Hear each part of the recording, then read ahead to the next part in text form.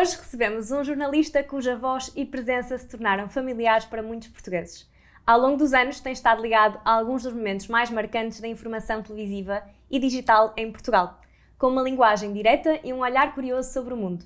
Pedro Benevides construiu uma carreira sólida no jornalismo, tanto em frente às câmaras como nos bastidores, acompanhando as grandes transformações que o setor dos mídias tem vivido. Mas como é que alguém habituado a lidar com a atualidade, a analisar orçamentos públicos e a reportar sobre a economia, lida com as suas próprias finanças? Que relação tem com o dinheiro, o consumo e o futuro, num tempo em que todos somos demasiado a gerir aquilo que nós temos? É isso que vamos descobrir hoje numa conversa sobre profissão, escolhas e a forma como a informação influencia a nossa forma de pensar sobre o dinheiro. Bem-vindo, Pedro. Obrigado, Mariana. Olha, vamos começar pela tua carreira. Como é que o jornalismo entra na tua vida? Olha, eu acho que desde miúdo que eu tinha sempre este sonho de ser jornalista. Aliás, eu tenho em casa, minha mãe tem em casa, eu não tenho, um recorte de um jornal, quando nós fomos, sei lá, tínhamos para aí 12 anos e fomos com a escola visitar um jornal, como é que era feito um jornal, e lá na reportagem que é feita nesse jornal, que era a Capital, que já não existe, até tem lá uma frase da jornalista que escreveu o artigo e dizer as crianças estavam muito entusiasmadas, tendo mesmo uma delas declarado que gostava de vir a ser jornalista. Era eu que fui lá dizer que gostei. Eu não sei como, porque eu até era super envergonhado, não sei como é que fui dizer isso, mas lá fui.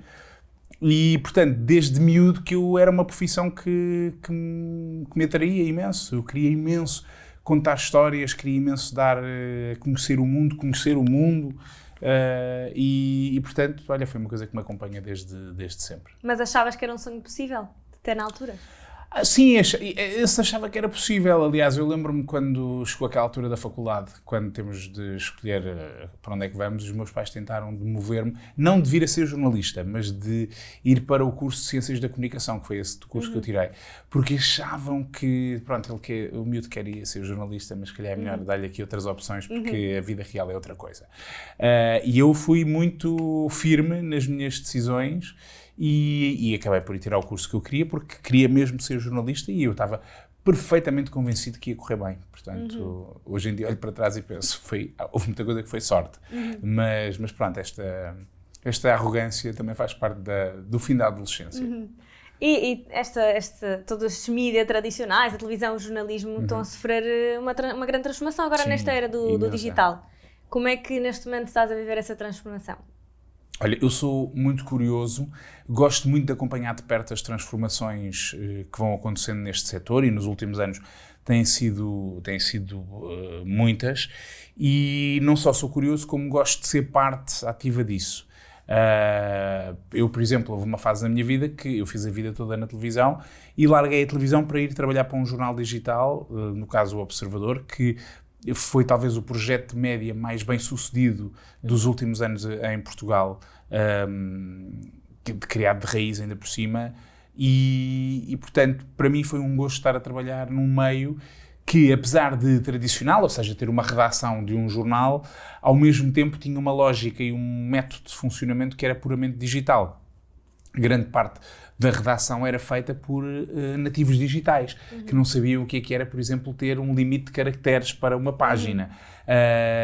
E essa experiência, por exemplo, permitiu-nos fazer coisas que nos meios tradicionais já não se conseguia fazer com essa facilidade. Sei lá, nós fazíamos, cada vez que íamos cobrir um congresso partidário, por exemplo, tínhamos 1001 ideias de coisas completamente fora da caixa que conseguíamos fazer, precisamente porque estávamos num meio digital e era preciso criar os conteúdos não só para o jornal, mas também para as várias plataformas onde o jornal estava presente nessa vertente digital.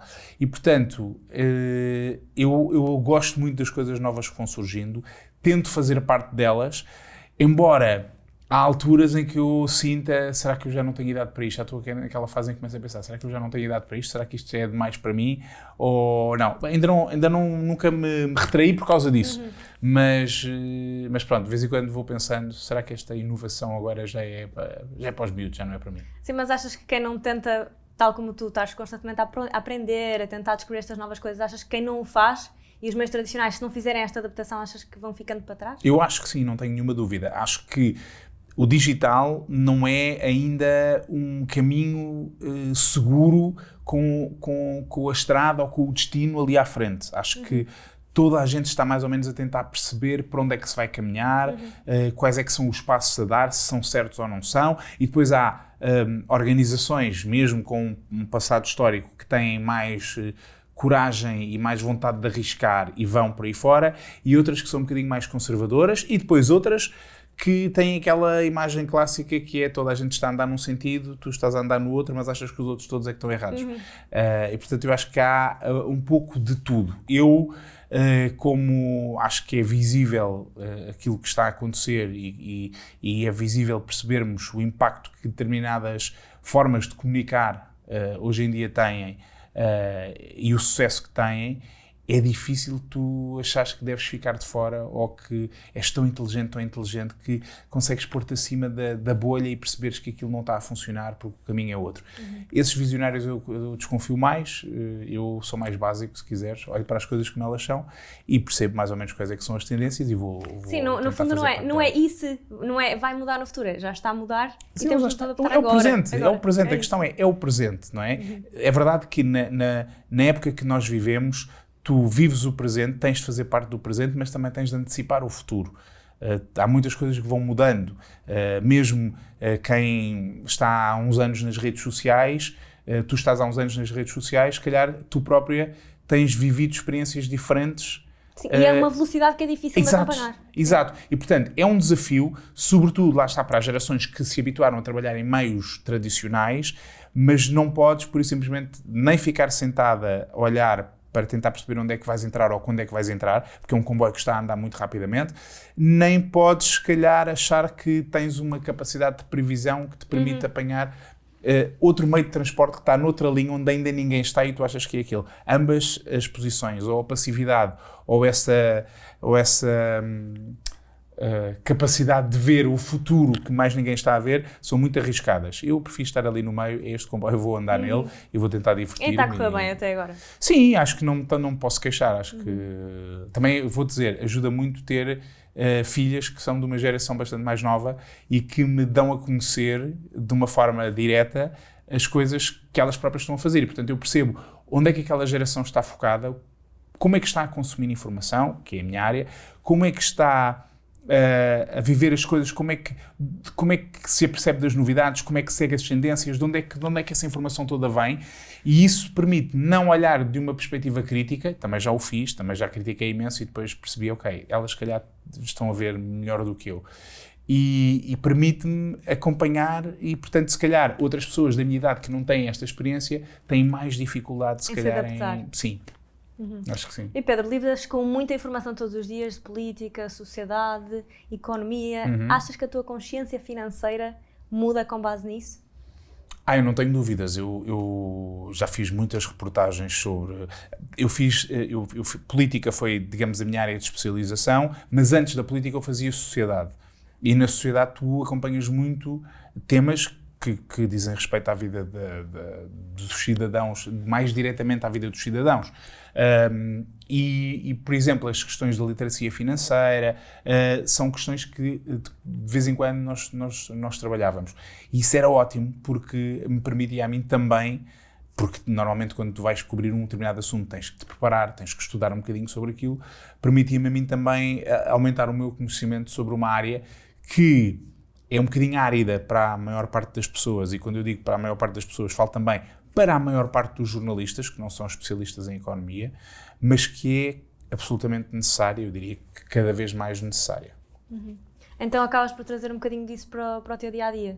Sim. Sim, eu lembro-me, por exemplo, de fazer uma reportagem sobre ações. Eu já não me lembro, eu colaborava com uma revista e fiz uma reportagem sobre mercados financeiros e ações e já não me lembro exatamente qual é que era o tema. Eu tive que estudar imenso sobre aquilo e perceber um bocadinho melhor sobre vários tipos de investidor, o que é um investidor arriscado, qual é o investidor que tem um perfil moderado ou que tem um perfil conservador, perceber com qual deles é que eu me identificava. Claro que isto depois vai mudando ao longo da tua vida, não é? Se tiveres recursos limitados, se calhar a tua capacidade de arriscar é limitada também, esperemos que seja, sob pena de repente ficares sem nada, e depois à medida que vais tendo capacidade de ir poupando, de ir criando ali aquilo que se chama uma almofada, não é? Tu aí podes começar a tomar decisões um bocadinho mais informadas e brincares, se quiseres, brincar não é bem a expressão, mas é como saiu agora, é com essa que eu vou ficar, com a tua carteira de investimentos e pensares, eu isto aqui posso arriscar um bocadinho mais, este é melhor manter aqui neste nível, este aqui vou jogar pelo seguro, enfim. Fazer esse tipo de tomar esse tipo de decisões. E quando tens de noticiar, por exemplo, temas como inflação, IRS, impostos, isso acaba por depois também influenciar a tomada de decisão da forma como tu geres o teu dinheiro no dia-a-dia? Olha, quando eu tenho de noticiar essas coisas, sabes que a minha primeira preocupação não tem tanto a ver com a forma como eu faço a gestão do meu dinheiro, tem a ver mais com a forma como as pessoas que estão a ouvir aquele noticiário vão perceber aquilo que eu estou a dizer. Porque quando nós estamos a falar de reformas fiscais, quando estamos a falar de IRC, por exemplo, o IRC, que é um imposto que se aplica às empresas, diz pouco às pessoas, não é? Ou ao cidadão comum que enfim, paga impostos, mas não paga IRC, não é? E então, muitas vezes a minha preocupação é dar estas notícias explicando, sem infantilizar naturalmente, também não é essa a minha função, nem explicar do que é que nós estamos a falar. Quando estamos a falar de inflação, exatamente do que é que estamos a falar, de como é que isto afeta a vida de cada um de nós, como é que isto afeta o bolso de cada um de nós. Porque é aquilo que eu acredito, quem está a ouvir as notícias quer perceber o mundo naquele dia e depois, ao longo dos dias, ter uma ideia mais ou menos clara sobre como é que as coisas estão. E eu acho que a nossa função, esta função de mediar, que é dos média, não é? É um bocadinho explicar de que forma é que isso afeta a vida de cada um de nós, porque isto tem efeitos na vida de cada um de nós. E depois, claro, notícias que tu dás sobre a inflação, ou se a inflação está muito alta, é claro que os teus rendimentos vão sofrer com isso, porque tu vais pagar mais pelas coisas que habitualmente consomes e, portanto, das duas, uma, vais fazer escolhas, nomeadamente cortar nos teus consumos, ou vais saber que as tuas poupanças vão diminuir porque tu vais, se tiveres essa capacidade, porque tu vais passar a gastar mais com aquilo que fazias há 3 meses, exatamente a mesma vida que fazias. E, portanto, a minha preocupação é sempre falar de uma forma que as pessoas percebam qual é que é o impacto exato de determinadas notícias na sua vida. E isso também vai ajudá-las, a elas e a mim também, naturalmente, a tomar decisões, pelo menos mais informadas, espero eu.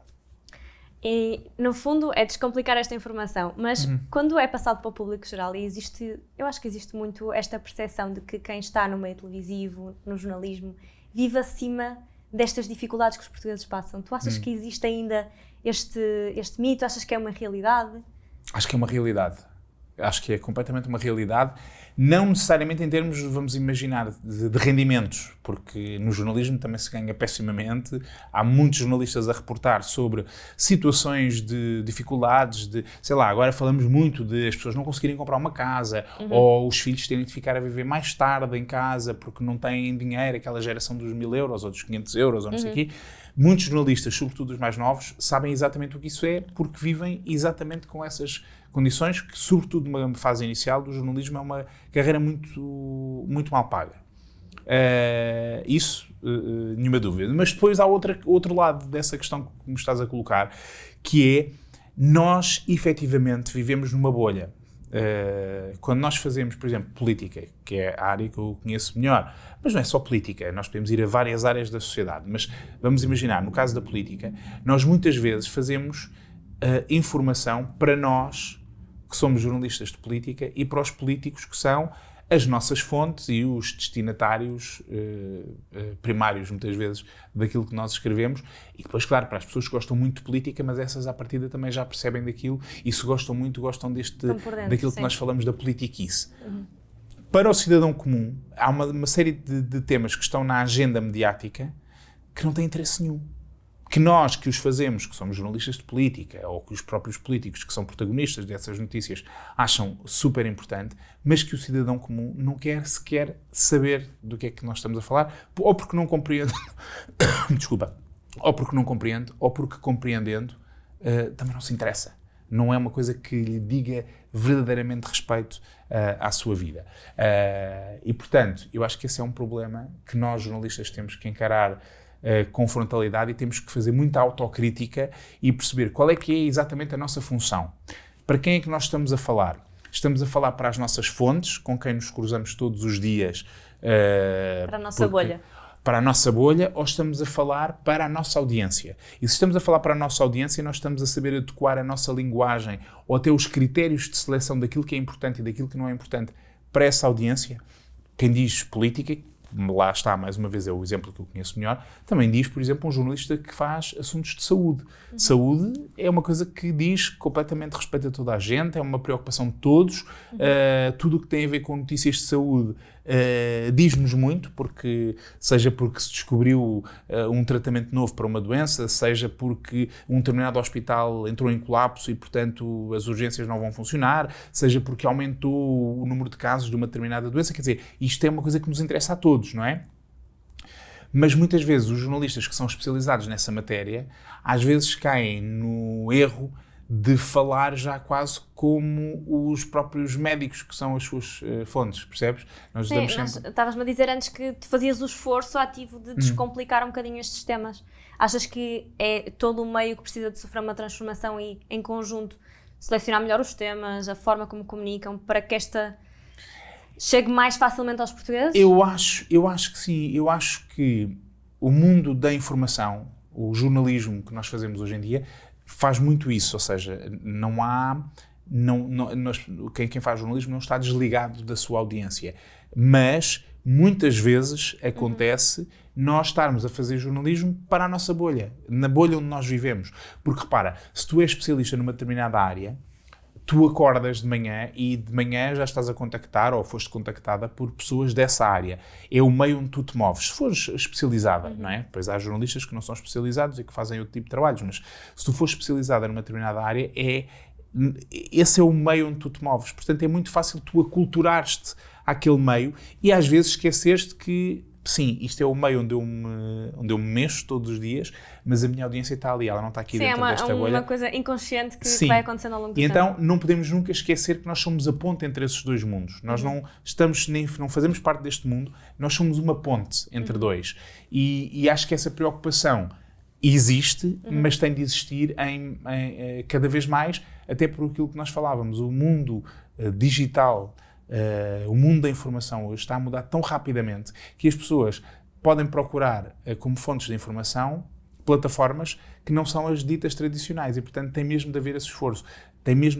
Não é só sermos mais confiáveis, porque isso é fundamental e nem todas as plataformas garantem isso. É sermos confiáveis, mas, ao mesmo tempo, sabermos ouvir as pessoas para quem falamos. Onde é que estão, o que é que estão a consumir, de que forma é que estão a ouvir. O que é que elas querem saber, é isso mesmo. Acho que esse é um exercício que hoje em dia todos nós temos de fazer. Acho que as redações, os meios de comunicação social fazem esse esforço, querem estar presentes, querem lá estar, mas é um esforço contínuo, tem de ser feito sempre e hoje, cada vez mais, não são permitidas falhas. Olha, e vamos entrar agora nas tuas finanças pessoais. Vamos a isso. Diz-me, tu achas que és uma pessoa impulsiva, és organizado? Como é que fazes a gestão no teu dia-a-dia? Eu sou um bocadinho disso tudo. Sou impulsivo. Quando eu digo impulsivo é de vez em quando faço uma compra e depois pergunto-me porquê que eu fui comprar isto. Acho que isso todos nós temos essa... Qual foi assim a compra mais aleatória e impulsiva que tiveste? Quando é que isto vai ser transmitido? Daqui a um mesinho. Um mesinho, então posso contar. Olha, comprei ontem... Agora tenho um bocado de vergonha de contar isto, mas eu conto, não faz mal. É um safe space para isso, aqui mesmo. Comprei ontem 2 máscaras assim assustadoras que eu estou a planear. Para Halloween?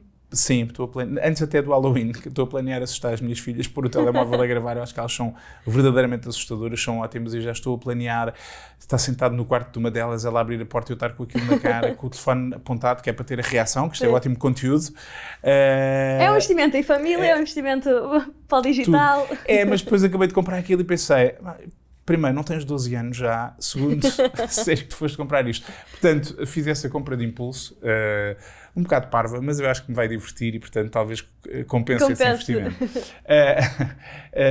Também sou, às vezes, desorganizado na forma como... Olha, por exemplo, vou dar um exemplo. O meu PPR Que é uma coisa que eu tinha nos tempos em que eu estava na RTP, fazia parte do pacote salarial, tinhas um PPR que a empresa fazia para ti e onde iria pôr sempre dinheiro, e tu podias pôr dinheiro também, e andava contigo por onde tu fosses. Ou seja, eu depois, quando saí da RTP, aquele PPR é meu, não deixou de existir. E, por exemplo, eu penso muitas vezes, eu tenho que reforçar esse PPR. Acho que agora vou começar a fazê-lo de uma forma mais... Não tens disciplina para fazer regularmente. Não, e portanto, mas agora foi uma daquelas coisas que pensei, ok, olhei para aquilo de uma forma mais focada e pensei, isto não faz sentido este dinheiro estar aqui e eu não fazer nada com ele e só esperar. Eu posso, de facto, também porque à medida que vais tendo condições para isso, também lá está, como eu dizia no início, quando tu vais tendo capacidade para isso, vais podendo ter mais escolhas à tua frente. E agora, reforçar o PPR é uma das coisas que eu quero fazer, desleixei de muito tempo. Por outro lado, cada vez que tenho poupanças já com algum significado, sou organizado na forma como as invisto. Okay. Não tomo decisões por impulso, não tomo decisões desorganizadas, sou metódico e penso friamente como é que eu devo fazer. O meu perfil não é muito conservador, não é? Mas também não posso pôr em risco aquilo que é, como as pessoas costumam dizer, o pé de meia para uma coisa qualquer que surja. E, portanto, o que eu faço é divido os meus investimentos entre uma coisa mais, mais segura, que também não vai propriamente fazer o dinheiro crescer muito, mas que, se eu precisar de recorrer a ele, tenho ali como um fundo de emergência, no fundo. De um fundo de emergência. Depois tenho outra parte em que é aquela quantia que tu admites que durante um tempo não vais mexer nela, vais deixá-la estar ali, tomas as tuas decisões, onde é que o vais pôr, com um risco calculado, ou seja, tens que ter uma parte de risco para ter a expectativa de que o dinheiro possa render um bocadinho mais. Por outro lado, também não ser uma coisa tão arriscada que é tudo ou nada. E depois tem outra parte, que é aquele dinheiro que eu digo, se eu o perder, se ele desaparecer, eu consigo viver. Não está tudo bem, porque ninguém gosta de perder dinheiro, mas também não vai alterar significativamente a forma como vivo hoje em dia. E aí já arrisco um bocadinho mais e pronto. E depois tem outra coisa que é, sou disciplinado na forma como não estou sempre a ir lá, a ver, a sofrer de ansiedade com os altos e os baixos. Não, sei exatamente como é que me devo comportar e sei também exatamente quais são os comportamentos expectáveis daquele investimento que eu fiz, que umas vezes vai subir, outras vezes vai descer e eu tenho de manter o sangue frio. Portanto, é mais ou menos assim que eu faço a gestão das minhas E, por exemplo, a gestão do teu orçamento, dos teus gastos no dia-a-dia, tens algum tipo de ferramenta que usas, aplicações, Excel? Pronto, essa é a parte da desorganização e da impulsividade. Eu não sou aí organizado, gostava de ser, mas eu vou-te dizer uma coisa, eu tenho imenso prazer, eu sou daquelas pessoas que gostam de ir ao supermercado, por exemplo, eu gosto de ir ao supermercado, enfim, tenho as despesas fixas, essas não mexem, mas onde é que tu vais gastando mais e gastando menos? Sei lá, roupa não é uma coisa que me... Restaurantes, gosto de ir a um bom restaurante, mas eu gosto muito de cozinhar. E então, eu em casa invisto imenso, às vezes em utensílios de cozinha, tenho coisas que, sei lá, que as pessoas se calhar não têm, mas as pessoas amadoras como eu, não é? Não os chefes. Gosto de comprar determinados ingredientes, alguns mais raros, outros com uma qualidade superior à que eu poderia comprar se tivesse a optar pelo produto do lado. Portanto, desse ponto de vista, não faço uma gestão muito rigorosa nem muito disciplinada, mas eu gosto mesmo de cozinhar. Então, para mim aquilo é um prazer, e então gosto de ter os ingredientes certos, a qualidade dos produtos, gosto de experimentar coisas, gosto de andar pelos corredores do supermercado e encontrar produtos que eu nunca ouvi falar e aquilo dá-me curiosidade, então eu compro, levo e depois logo se vê o que é que eu faço com aquilo, mas normalmente faço sempre coisas. E portanto, não sou muito disciplinado nem organizado, não uso ferramentas de gestão familiar, de orçamento familiar, mas tenho noção porque é que eu o faço, porque, lá está, nesta fase da minha vida tenho capacidade para o fazer. Se calhar numa fase inicial Como é evidente. A gestão era feita de outra forma. Exatamente. Quando estás numa fase inicial, quando começas a tua vida profissional, quando começam a nascer os filhos, as despesas são imensas, não é? Então não há lugar a este tipo de devaneios. Aí não há. Agora, as miúdas já estão mais crescidas, tu também estás noutra fase da vida profissional e, portanto, tenho algum prazer em fazendo os meus investimentos, as minhas poupanças, preparando, digamos, o dia da manhã.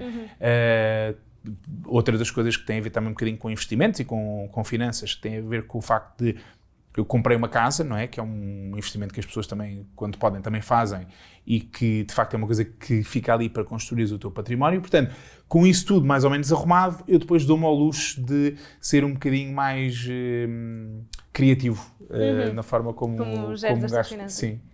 É assim, este meio dos mídia, se calhar nesta fase já não, porque também já estás há muitos anos nisto, mas numa fase inicial acredito que também era muito irregular. Ou seja, acabam por não ter um trabalho tão estável, digamos assim. E de que forma é que isto afetava nessa fase e afeta hoje em dia a segurança financeira, esta gestão do dia-a-dia? Olha, sabes que eu às vezes penso nisso, porque um começo de carreira normalmente é sempre difícil em qualquer uma das tuas carreiras, quer dizer, das várias opções que as pessoas têm à frente. O começo de vida normalmente é sempre difícil. A pessoa tem que entrar no mercado, tem que consolidar a sua posição nesse mercado, as pessoas têm que reparar nela, têm de lhe dar oportunidades, tens de lutar por oportunidades e é através disso, desse caminho, dessas escadas, se quisermos usar aqui uma metáfora visual, que tu vais construindo a tua carreira e, desejavelmente, com isso, o teu salário também vai acompanhando. Nem sempre é assim, pelo menos na minha experiência nem sempre foi assim sim. No início, como é que eu fazia isto?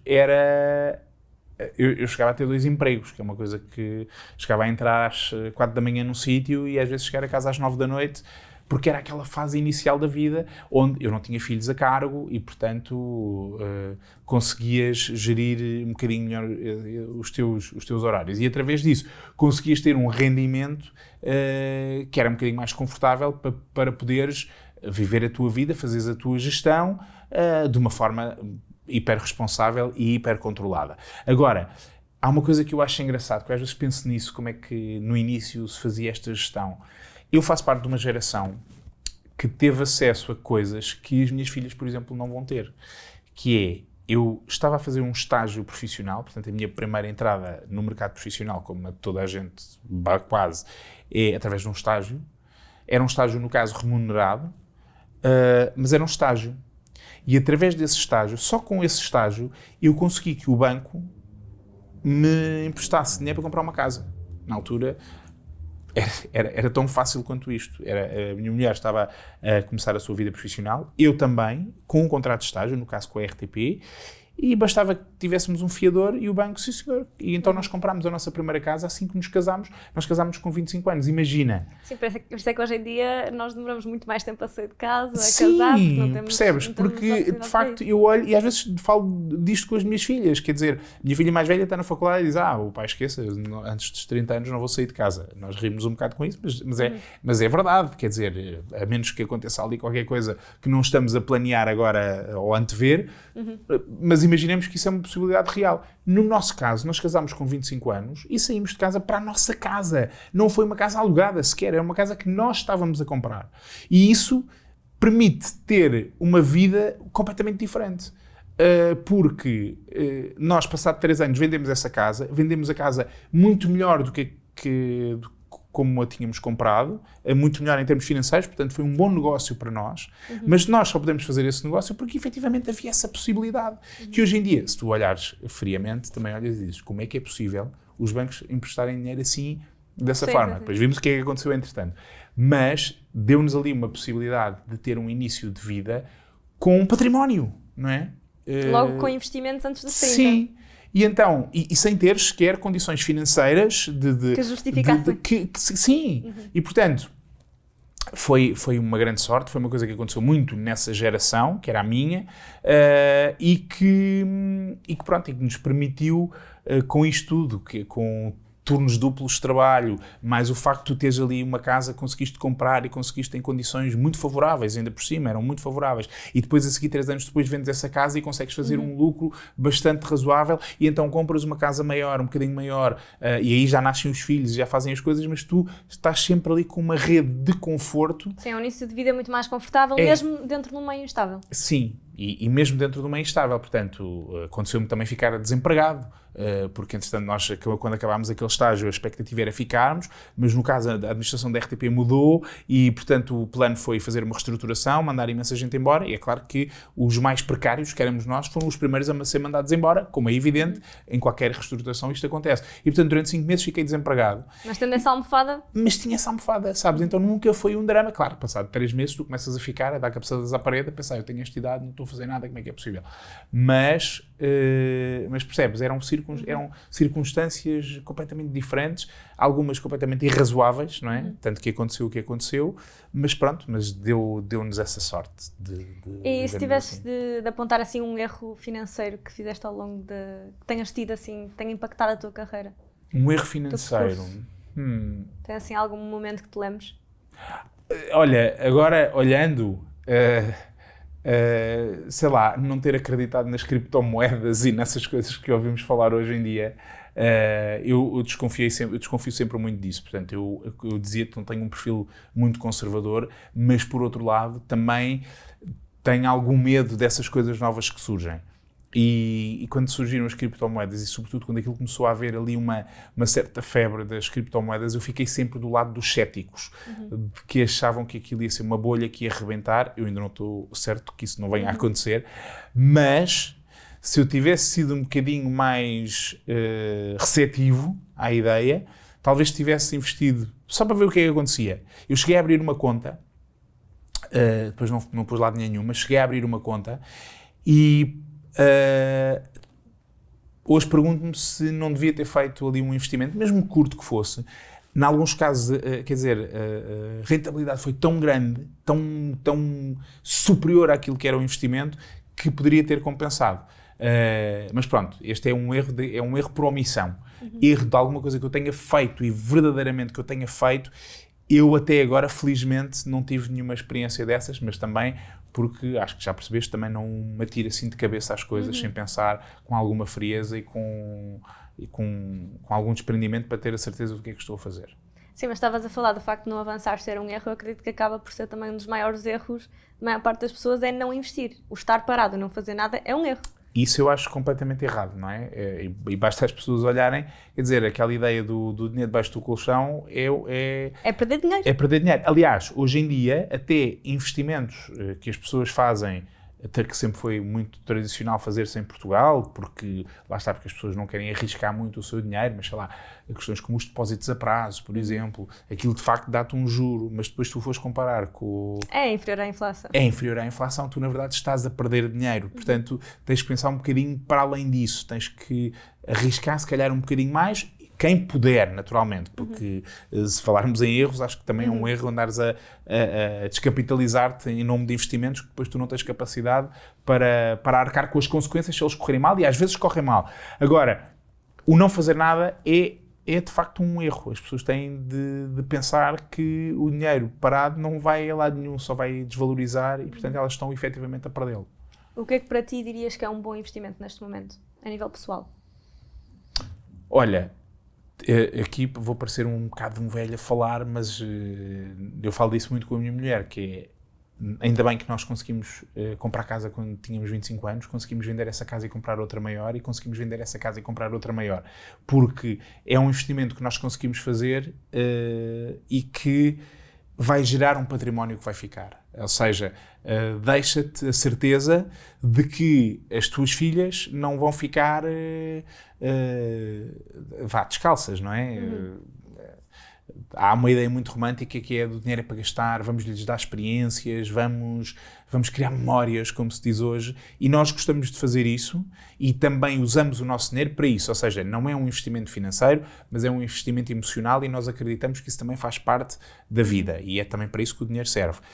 Mas, por outro lado, também queremos ter a certeza de que um dia, se nos acontecer alguma coisa, elas não ficam apenas agarradas a memórias, porque não vão comer memórias, nem vão, não é? Dormir E, em portanto, a casa é, aqui, lá está, parece um velho a falar, mas é, de facto, uma coisa que para nós funciona. E depois, aqueles investimentos que vamos fazendo com alguma cautela, mas que sempre que podemos, vamos pondo de parte e vamos gerindo com uma componente de risco e uma componente de médio risco e uma componente de pouco risco, para nós funcionam. Não vamos muito para além disso.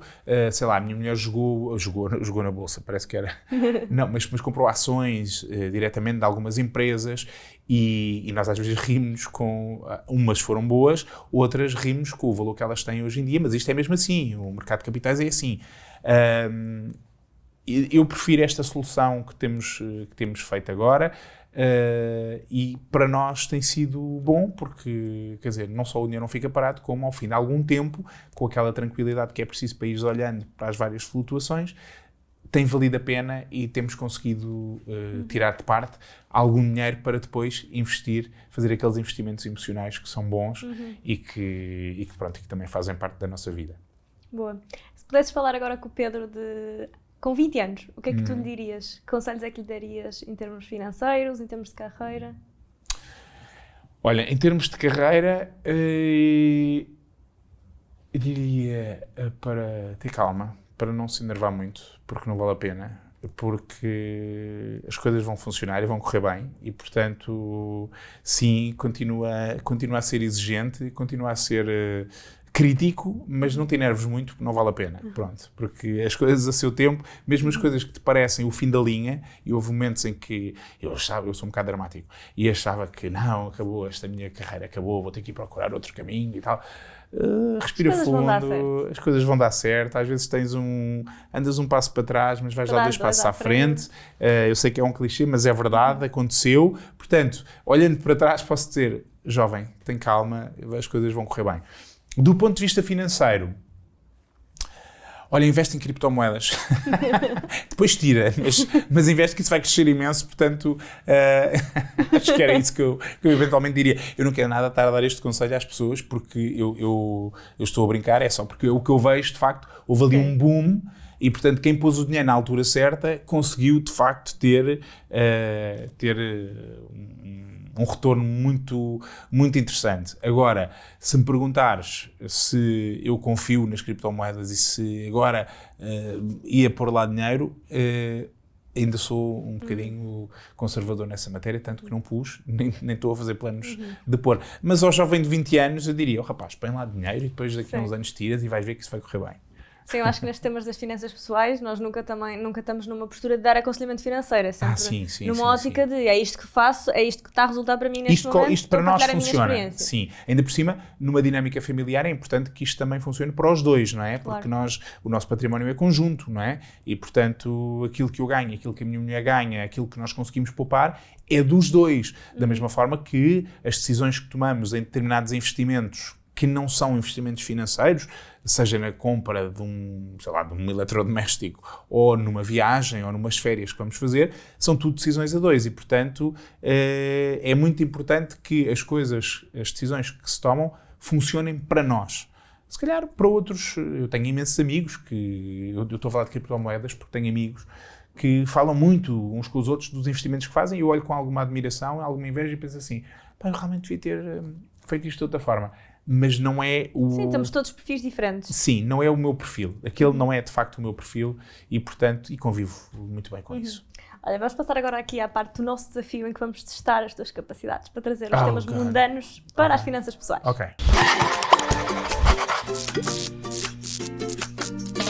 Não temos perguntas para 1 milhão de euros nem prémios milionários para oferecer aos nossos convidados, mas não queremos que vão daqui de mãos a abanar. Como tal, oferecemos conhecimento financeiro para ficarem mais sábios. Vamos então jogar ao isto ou o inverso. Então vou dizer uma frase e tu vais-me dizer se é isto ou é o inverso. Ok. Aumentar o meu limite de cartão é um mau sinal. Isto. É o inverso. Porquê?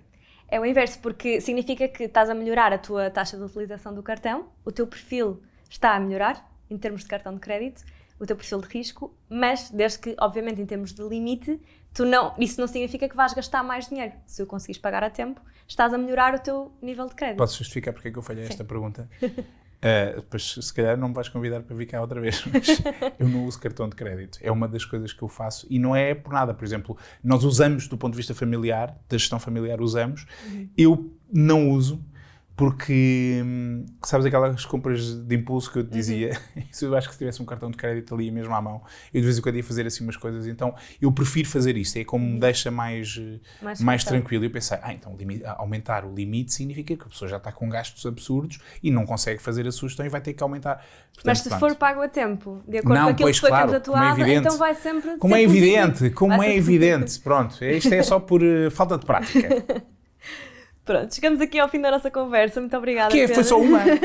E eu acabo a falhar a pergunta. Foi um prazer ter aqui o Pedro a falar connosco. Olhando para o futuro, só assim uma última pergunta. O que é que acha que, em termos de futuro, consegue ver como seja ou seja, que vai influenciar o seu futuro em termos financeiros, que acha que hoje em dia está a faltar na sua vida? Começaste a tratar-me por tu porque eu falhei a pergunta do cartão de crédito. Pois é, eu agora troquei para você, não troquei? Foi por causa do cartão de crédito, não foi pensar, este velho não vale a pena, não vai lá. Em termos de futuro, como é que imaginas o teu futuro? Do ponto de vista financeiro? E carreira também. Olha, sabes que há ali uma altura da vida que nós achamos, se calhar eu não vou ficar rico a fazer o que faço, mas se conseguir manter esta trajetória que tenho tido até agora, acho que já me vou dar por satisfeito. Ou seja, não vou ficar rico, mas também não me posso queixar. Acho que tenho uma vida suficientemente confortável e consigo dar uma vida suficientemente confortável às minhas filhas e, portanto, quando olho assim, tenho planos, o que é que eu gostava? Gostava de conseguir comprar mais uma casa, tipo uma casa de férias, gostava de ter uma série de investimentos já com uma robustez suficiente que me permitissem também respirar fundo desse ponto de vista. Eu gostava de investir muito no meu PPR. Era o que eu ia dizer, temos que reforçar o PPR. Reforçar o PPR, que é uma decisão. Exato. E fazer um Excel. Embora tudo o que é Excel e tudo o que é PowerPoints, para mim, essa parte do meu cérebro ainda não está ativada. Eu vou ver se lhe dou aqui uns choques para ver se começa a fazer isso. Mas estás aqui com uma vontade de trabalhar completamente. Sim, e sobretudo nem que seja porque somos confrontados com aquilo que nós não estamos a fazer de bem e essa é uma das coisas que eu sei que devia estar a fazer e não faço. Obrigada, Pedro. Obrigado, Mariana. E já sabem, podem seguir-nos no Instagram e TikTok em inverse_by universo e nós voltamos em breve com um novo episódio.